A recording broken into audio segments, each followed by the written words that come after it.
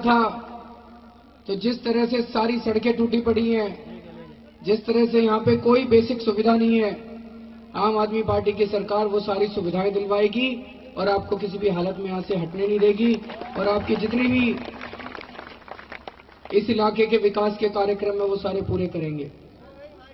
दोस्तों,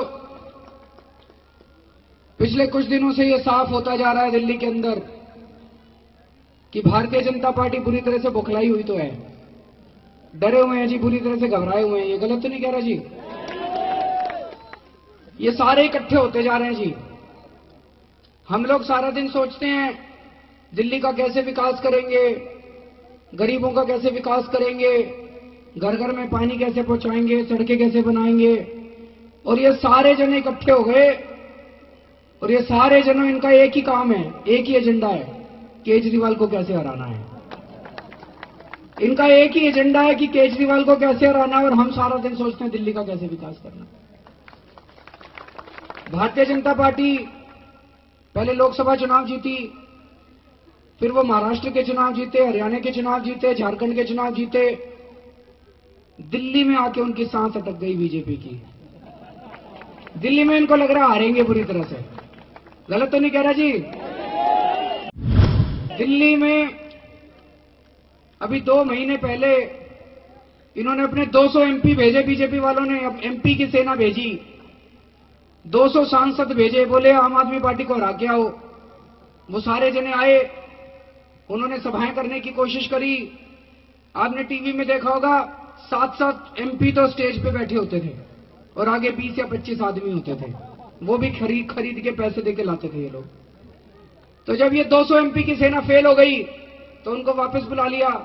फिर ये बीजेपी वालों ने अपने मंत्री भेजे, भैया आम आदमी पार्टी को दिल्ली में हरा के आओ। अब ये मंत्री इनके कंट्रोल में नहीं है, कोई कुछ बोल देता है, कोई कुछ बोल देता है। ये मंत्री आए सारे जने, एक मंत्री खड़ा होकर बोला औरतों को 4-4 बच्चे पैदा करने चाहिए, दूसरा मंत्री कुछ और बोला लड़कियों को जीन्स नहीं पहनने देंगे। तो ये बीजेपी वालों ने सोचा ये 2-4 वोट रहे सही वोट है, ये भी चले जाएंगे, इनको वापस बुला लो। वो मंत्री भी वापस बुला लिया इन्होंने। फिर प्रधानमंत्री जी खुद आए 10 जनवरी को रामलीला मैदान में, और वहां भी लोग नहीं पहुंचे, वो उनकी रैली भी महाफ्लॉप हो गई।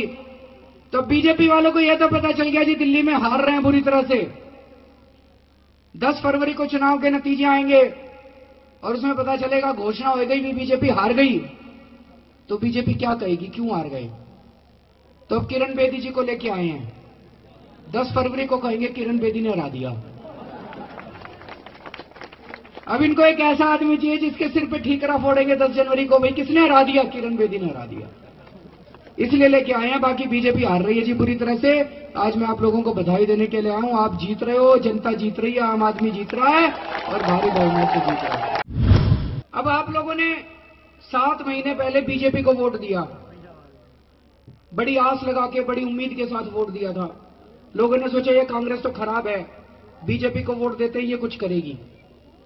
अब मैं पूरी दिल्ली में घूम रहा हूं, लोग कह रहे हैं 7 महीने के बाद, 8 महीने के बाद बीजेपी ने भी कुछ नहीं करा। बोले जी धोखा हो गया, धोखा। मैं लोगों के बीच में जाता हूं, कहते हैं जितने वादे करे थे बीजेपी ने चुनाव के पहले, हर वादे से मुकर गई। हर चीज लोग कहते हैं जी यू टर्न सरकार है, जो कहते हैं उसका उल्टा करते हैं। जैसे इन्होंने चुनाव के पहले कहा था, बोले 30% बिजली के दाम कम करेंगे। याद है आप लोगों को? पूरी दिल्ली में ऑटो के पीछे, पोस्टरों के पीछे लगाए थे, बोले 30% बिजली के दाम कम करेंगे। मैं आपसे पूछना चाहता हूं 6 महीने में हो गए जी 30% बिजली के दाम कम? कम तो हुए नहीं, उल्टे बढ़ गए। 2 बार बढ़ा दिए इन्होंने बिजली के दाम, 30% कम नहीं करे, उल्टे 15% बढ़ा दिए इन्होंने बिजली के दाम। पहले कहा था महंगाई कम करेंगे, इन्होंने नारा दिया था ना, बहुत हुई महंगाई की मार, अब की बार मोदी सरकार। जनता को लगा जी महंगाई कम हो जाएगी। मैं पूछना चाहता हूं सब लोगों से, बहन जी बता रही है सब्जियां महंगी हो गई, महंगाई कम हुई कि नहीं हुई? महंगाई भी बढ़ गई। रिश्वतखोरी बंद कर दी थी 49 दिन। हम 49 दिन के अंदर रिश्वतखोरी बंद कर सकते हैं, ये 7 महीने में नहीं कर सकते क्या?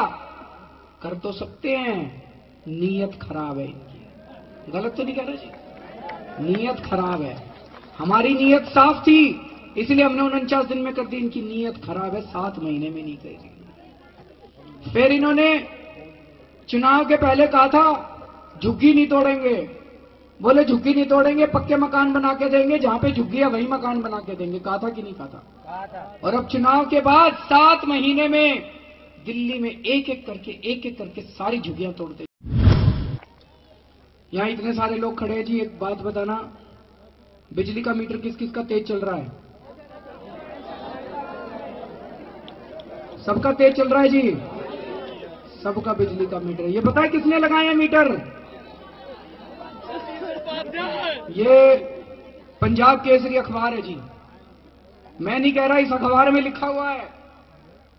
इस अखबार के अंदर लिखा है कि भारतीय जनता पार्टी के जो दिल्ली प्रदेश के अध्यक्ष हैं सतीश उपाध्याय जी, वो इन बिजली कंपनियों के साथ मिले हुए हैं।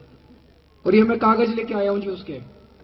मैं कुछ भी कागज के बिना बात नहीं करता, नहीं तो केस कर देते हैं। मेरे ऊपर बहुत केस कर रखे हैं इन्होंने, बहुत केस कर रखे हैं, पर मैं डरता नहीं इनसे। ये कागज लेके आया हूं, इन कागजों में लिखा है भाई साहब कि भारतीय जनता पार्टी के जो सीनियर लीडर हैं उनकी कंपनियों ने ये बिजली के मीटर लगाए हैं आपके घरों में। पहले कांग्रेस मिली हुई थी, अब ये बीजेपी मिली हुई है बिजली कंपनियों के साथ।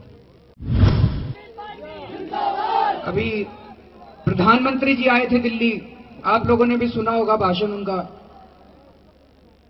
अपने भाषण प्रधानमंत्री जी आए, मैंने उम्मीद करी थी प्रधानमंत्री जी आए हैं कुछ बड़ी बड़ी बात करेंगे, कहेंगे भाई स्कूल बनाएंगे, दिल्ली के विकास की बात करेंगे, अस्पताल बनाने की बात करेंगे। मेरे को बड़ा दुख हुआ जी उनका भाषण सुन के। उन्होंने कोई भी ऐसी बात नहीं की। अपने भाषण में आधा टाइम वो केवल मेरे को गालियां देते रहे, मेरे को गालियां देते रहे। गलत तो नहीं कह रहा जी? बोले केजरीवाल धरने करता है। मैं धरने अपने लिए थोड़ी करता हूं जी, मैं तो जनता के लिए धरने करता हूं जी। अन्याय के खिलाफ धरने करता हूं, भ्रष्टाचार के खिलाफ धरने करता हूं। बताओ मैं गलत करता हूं क्या धरना करके? अभी 2 साल पहले जैसे आज बिजली के बिल बहुत आ रहे हैं, पानी के बिल बहुत आ रहे हैं, 2 साल पहले दिल्ली में बिजली और पानी के बिल बहुत आया करते थे। मैंने 15 दिन अनशन करा था, 15 दिन भूखे रहा था मैं बिजली और पानी के बिलों के खिलाफ। शुगर का मरीज हूं, डायबिटीज की बीमारी है। सारे डॉक्टरों ने कहा था कि अगर 48 घंटे से ज्यादा भूखा रहेगा तो ये इसकी जान खतरे में, ये बचेगा नहीं। कोई ना कोई कुदरत की शक्ति है जो 15 दिन भूखे रहा और फिर भी जिंदा खड़ा हुआ आज आपके सामने। तो प्रधानमंत्री जी ने मजाक उड़ाया मेरा, बोला केजरीवाल धरने करता है। मेरे को बड़ा बुरा लगा। बोले केजरीवाल नक्सली है। मैं आपसे पूछना चाहता हूं, मैं नक्सली हूं भाई साहब? बोले केजरीवाल को जंगल भेज दो। ये तो ठीक नहीं है, ये तो गलत बात है। हमें मुद्दों की राजनीति करनी चाहिए, हमें गाली गलौज नहीं करना चाहिए। हमें यह बात करनी चाहिए भाई दिल्ली के अंदर सरकारी स्कूलों में पढ़ाई नहीं होती, कैसे पढ़ाई कराएंगे। हमें यह बात करनी चाहिए हमारी दिल्ली की महिलाएं सुरक्षित नहीं है, इनको कैसे सुरक्षा देंगे। हमें यह बात करनी चाहिए दिल्ली के अस्पतालों में दवाइयां नहीं मिलती, इनको कैसे दवाइयां। हमारे ये बात करनी चाहिए बिजली बहुत महंगी है और ये बिजली कैसे सस्ती करेंगे। गाली गलौज नहीं करके जी। हमने भी चुनाव लड़े थे जी पिछली बार, हम भी गली गली गए थे, हमने भी भाषण दिए थे, हमने भी वादे किए थे, लेकिन हमने जितने वादे किए थे सारे पूरे करके दिखाए थे भाई साहब। बीजेपी की तरह हम वादे से मुकरे नहीं थे।